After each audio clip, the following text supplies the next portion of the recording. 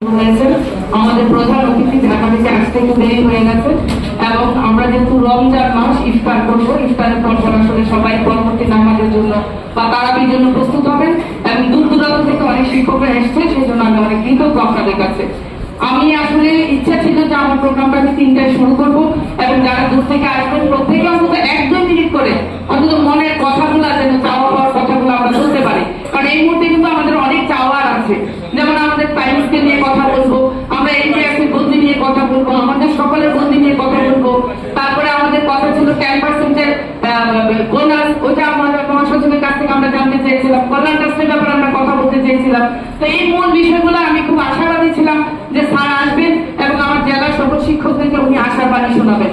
তো যেহেতু সময় কম আমরা ওইভাবে দিতে পারছি না এবং আমার খুব ইচ্ছে ছিল যে আমরা জেলা সংগঠনটাকে আমরা কিভাবে দল মত নির্বিশেষে আমরা আগামী দিনে সুন্দর শিক্ষকদের সুন্দর জীবনযাপনের জন্য আমরা কিভাবে আমাদের সংগঠনটাকে শক্তিশালী করতে পারি। আমি আবারও বলছি, দল মত নির্বিশেষে, কারণ গত 17 বছর আমরা বিভিন্ন সময় বিভিন্ন ধরনের ফ্যাসিস্টের শিকার ছিলাম। আপনারা জানেন যে গত বছর 17 বছর প্রত্যেকটা প্রতিষ্ঠানের প্রধান সভাপতি ছিলেন আওয়ামীপন্থী। তো এইগুলো চিন্তা না করে এখন আমরা আমাদের সংগঠনটাকে আমরা এক জায়গা থেকে আমাদের দাবি আদায়